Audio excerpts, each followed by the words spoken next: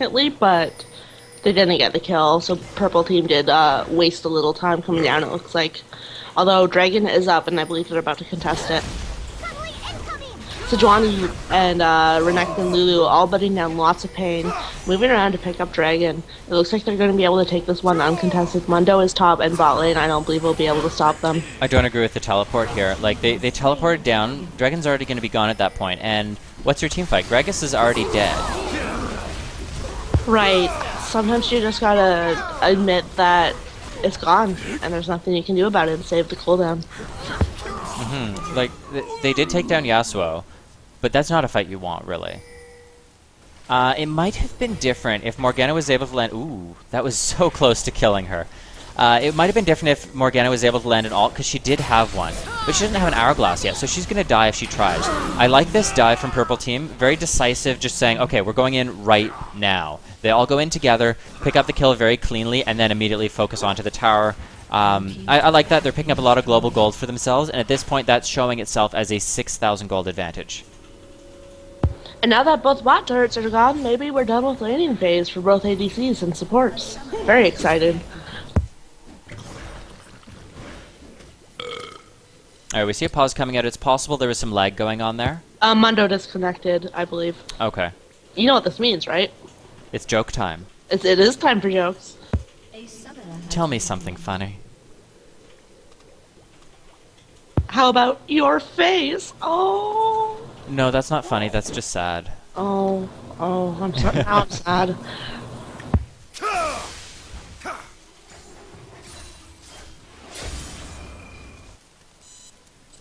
Oh, my game crashed. This is terrible.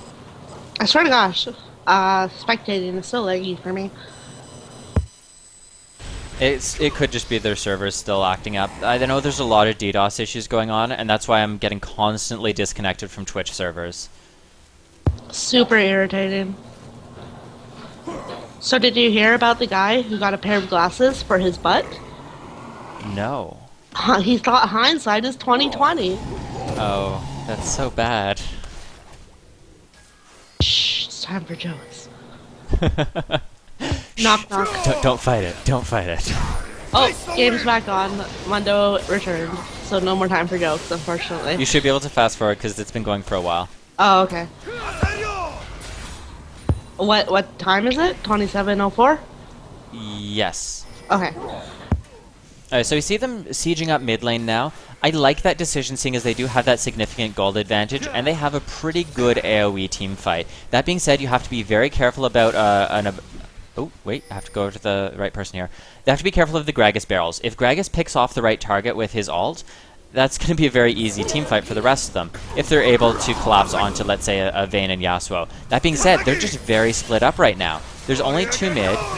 Great knock-up coming in. The Yasuo ult lands, and that's a double kill. He is going to die to the turret, but they're going to take the turret. Like, there's no question there. Blue team had 3 top and only 2 defending mid. The 2 who are left mid need to retreat. At this point, it's just a purple team cleanup. Good attempted ult there, but it's not really going to do much. Lee Sin should get away there. They're just going to turn back onto the tower. If I were them, they have about 15 to 20 seconds. Dragon is down. Baron is a little risky without having Yasuo up, even though Vayne is a good Baron threat, and they could technically do it. I would take this mid tower and then immediately retreat. Don't risk it for the actual inhib. With Lee Sin, they might be able to. Man, this is what we were worried about all game. The purple game would just spin out of control once they got a gold lead. And it happened actually earlier than we thought. It's only 30 minutes in, and they have a 10k gold advantage. And let's look at what blue team could have done to prevent that.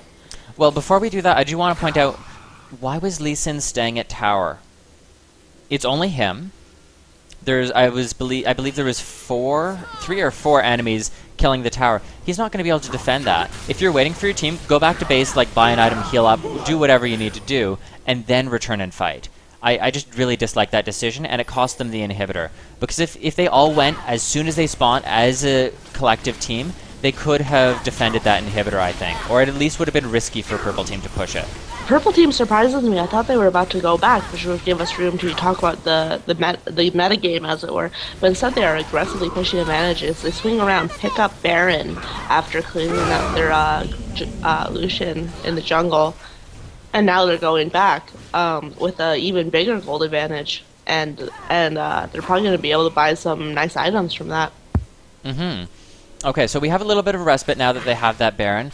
I would expect to see them do a 4-1 split at this point. 4 top, and then like send Yasuo or someone who can duel. Even Renekton could do it, but they might want him for peel. Send one of your split pushers bot lane, and then send the rest top. As soon as you see them bot, then they can either collapse onto that person, or they can have the person bot run and take the top tower and inhib. But in the meantime, I'll have you talk about what sort of set up this advantage, what they could have done better, and we can take things from there. So on bot lane, Lucian did pick up an early game lead, but he wasn't able to translate that into anything tangible. He didn't, contest any dragons.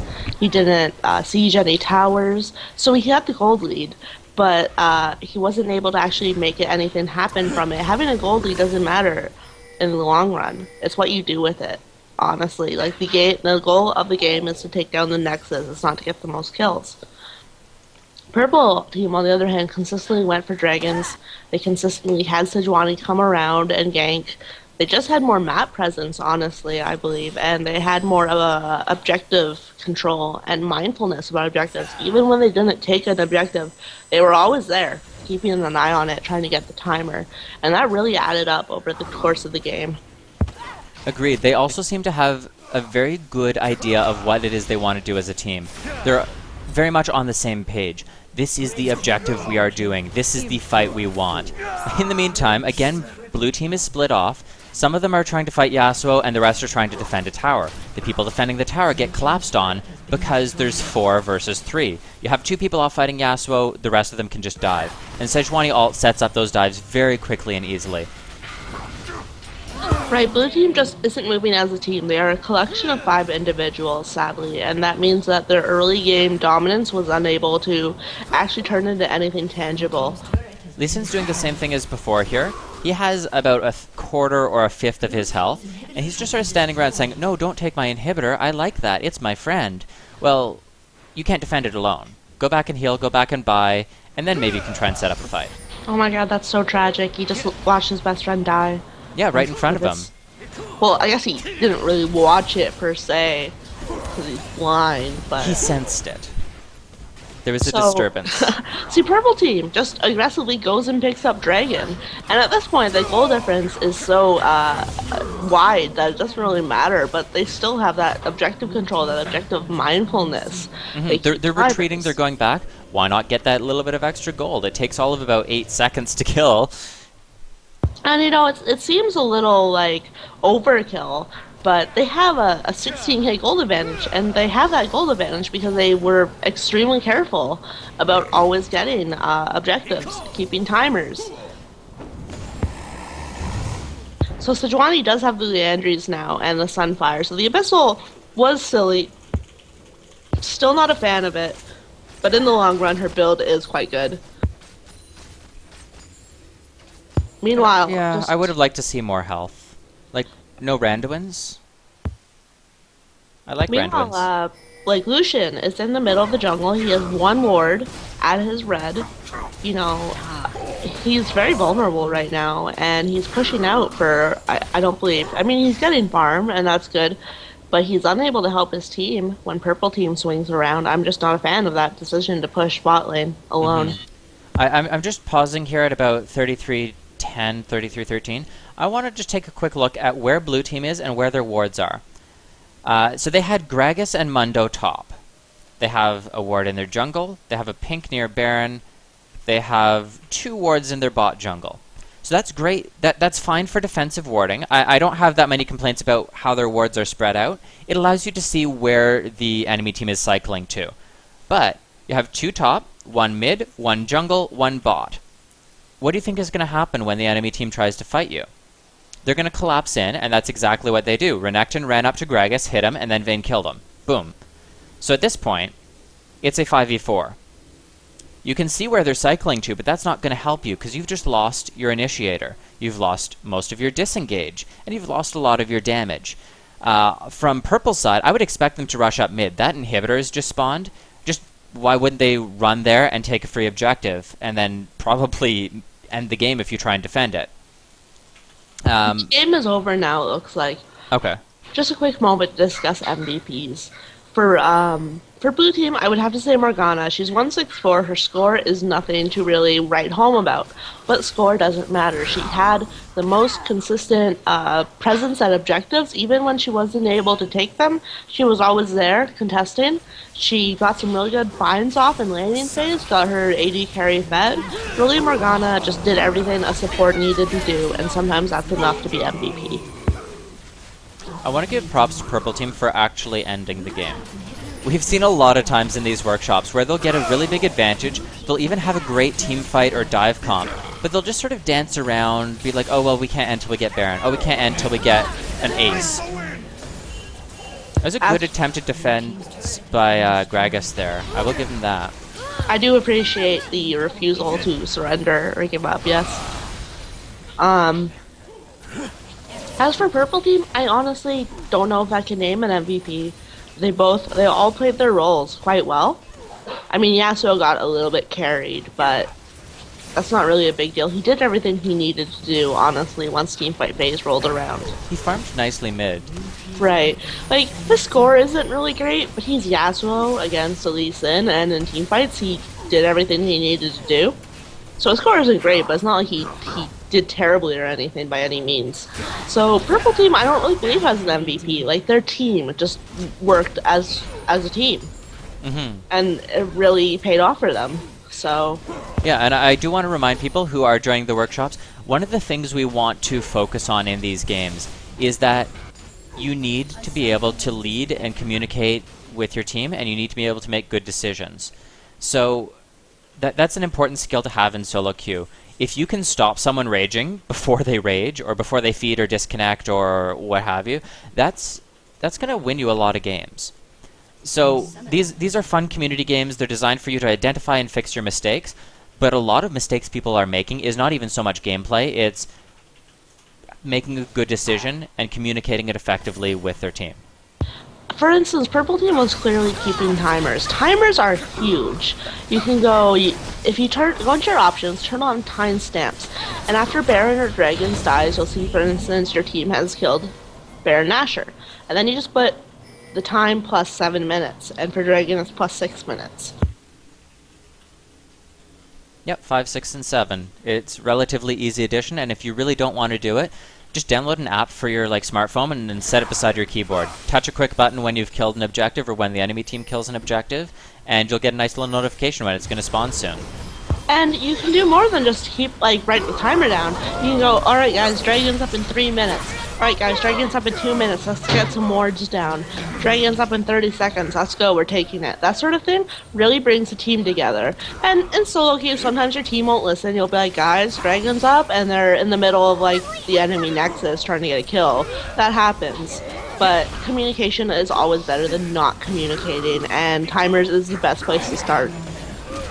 Agreed, yeah. And being able to make decision based off those timers is something that comes as you practice. But being able to say, hey guys, Dragon's coming up. If they go to Dragon, we take Baron. If they don't, we're going to collapse and take Dragon. Or when they do Dragon, let's backdoor. Or we're going to split push while so-and-so solos it. Those are decisions that you want to make, and leadership skills that will carry you to much higher ratings. And you learn them over time. But the first thing you need to do is have the information at your disposal. So we complimented them for ending, but they keep not ending. We know the game is over, but it hasn't ended yet. Another important leadership thing is to buy wards and encourage your teammates to buy wards. So many people will sit at their keyboard and be like, oh, my team, they're not buying wards. Come on, guys, buy wards. Just tell them to buy wards. Sometimes a little reminder is all they need. Being like, hey, can we get a ward at Baron? Guys, can we ward our blue?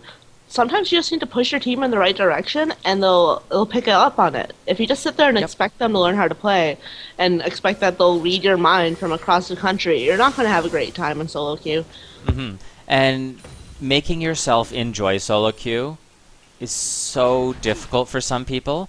But once you pick up that skill, once you adjust your attitude a little bit to saying, okay, these are random people, they're not going to communicate that well, let's work on leading them to victory rather than carrying them to victory. Making that attitude adjustment makes ranked far less frustrating. I'm going to tell a story. So, there was a solo queue game I'm in that was a total disaster. Chat was turned off, so some guy wanted to go fiddle in the middle, but the other guy thought he was jungle, and there was that miscommunication. And the guy was raging all game, the guy with jungle fiddlesticks. He was mad at every time mid died, he was yelling, and all I said was, come on, that's not constructive, that's not necessary. And he actually apologized, and he was like, alright, you know what? Fine, let's win this. Obviously, that's not going to happen every time, but, I mean, it'll happen sometimes. As long as you communicate, keep positive, you're probably going to win more games than you lose.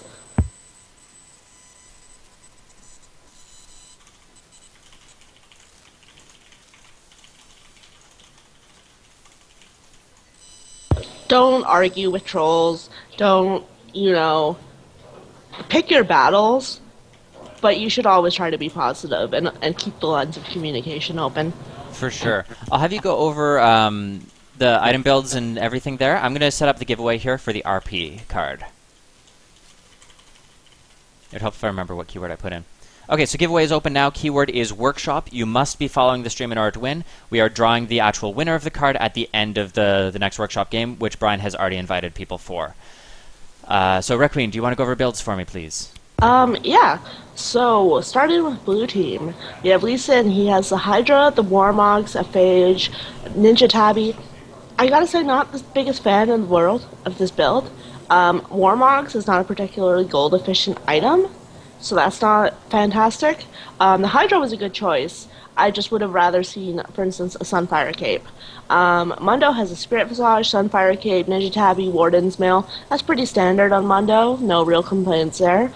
Lucian has Triforce, Bloodthirster, Last Whisper, Infinity Edge. A Guardian Angel might have been a good choice instead of one of those BF Sword items, but otherwise, lots of damage. It reflects in his score, no real complaints there. Drugus has Spectral Wraith, Void Staff, Sonya's Hourglass, Death Cap. So again, lots of damage. Some survivability might have been good instead of the Death Cap, because he was dishing out a lot of damage in fights, but he wasn't staying alive. So maybe some sort of item to keep him alive would have been better, in addition to the Zanyas. And Morgana has Talisman of Ascension, Zanya's Hourglass, Boots of Mobility with Home Guard, and Sightstone. I'm really not a fan of Boots of Mobility right now. They kind of gutted them. I'm sure there's some niche cases where they're useful, but I would rather see Swiftness if you want the mobility, or Tank Boots as an alternative. That being said, I have seen a lot of supports that will build Boots of Mobility, and the reason being is that you want to rocket around the map and ward. Again, they only remove the combat stats from them. The actual roaming and warding stats are still in place. So they're not a terrible item on supports. I forgot to mention, when you were talking in-game about the Boots of Swiftness on junglers, one of the things I've seen some junglers move towards recently is actually cooldown boots. That makes a lot of sense. Yeah, if you don't need the tank stats, why not get that extra 15% CDR? They're super cheap. Just pick up the free extra CDR. Alright, that's super good to know for future games. I will be rocking silver with that knowledge. As for purple team, Yasuo has Static Shiv, Blade of the Ruined King, Infinity Edge, Last Whisper. He rushes Static Shiv, right choice. Blade of the Ruined King is also good. A Hydra might have worked out for him. But good build overall. Renekton, Hydra, Black Cleaver, Spirit Visage, Sunfire, Merc Treads. Very standard build, very good build. No complaints. Vayne has Bork, Phantom Dancer, Infinity Edge, Last Whisper. No real complaints. She might have considered a Static Shiv instead of the PD for wave clear, but not a big deal.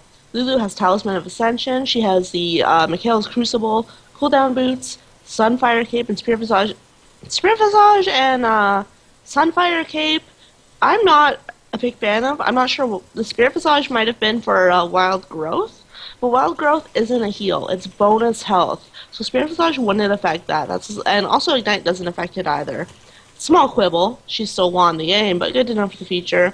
Sunfire Cape, a good survivability item, I suppose. Nope. I mean, it's odd to see it on supports, but I'm sure it's fine. Mikhail's Crucible, very good item, especially with a Vayne in your lane. Very smart there. And then Sejuani has, again, we really quibbled about the Abyssal, but the rest of her build is perfectly fine.